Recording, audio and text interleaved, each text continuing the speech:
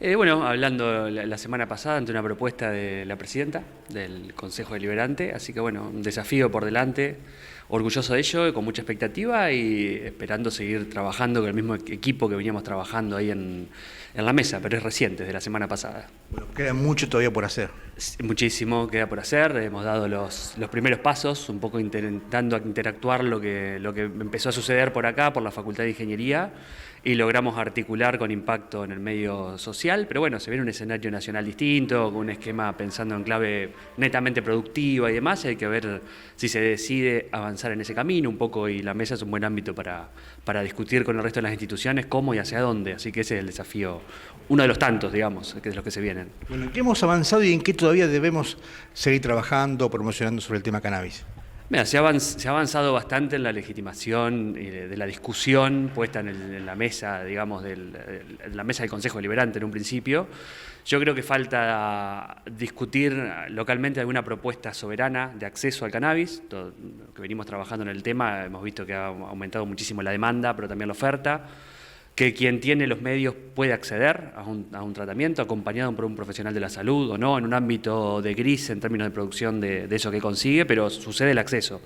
Y hay una población, que es generalmente la que se atiende en atención primaria, en salud pública, que es un poco más complicado y el acceso. Entonces, bueno, creo que hay que hacer un trabajo importante desde ese lugar, sentarse a discutir con las áreas de salud, con atención primaria y poder generar alguna estrategia, algún acompañamiento, o no, pero de mínima sentarse a discutir y ver si hay alguna posibilidad.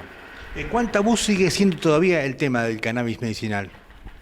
No tanto, por suerte, la verdad que rápidamente es un tema en el cual se ha avanzado muchísimo, pero bueno, todavía hay ciertos sectores del ámbito privado, público, que tienen cierta reticencia con el tema. Digo, no es menor, no es algo que no se esperaba, digamos, tiene que ver con más de 100 años de prohibicionismo, pero bueno, van cambiando los escenarios. Digo, de alguna manera se empieza a ver más gente del ámbito académico, en senos de discusión que puede lograr incidencia sobre políticas públicas, cosa que no ha pasado con el cannabis a lo largo de la historia.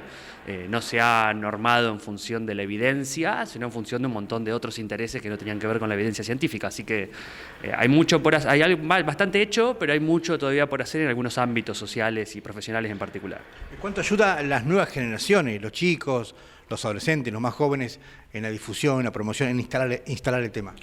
Sí, muchísimo.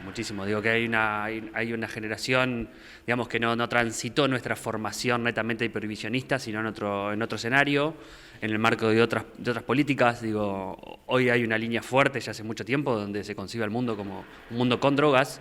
Digo, el prohibicionismo y la represión no ha llevado a buenos puertos ni a buenas consecuencias después de la aplicación de esas normas.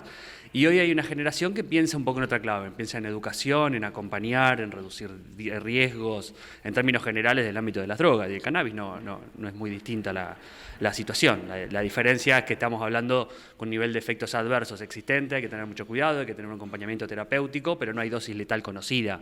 Digo, entonces, bueno, ahí hay que ponerse a discutir en clave de evidencia y en un esquema normativo moderno, y entendiendo que los 100 años de prohibicionismo no llevaron a puertos interesantes, digamos, en ningún lugar del mundo.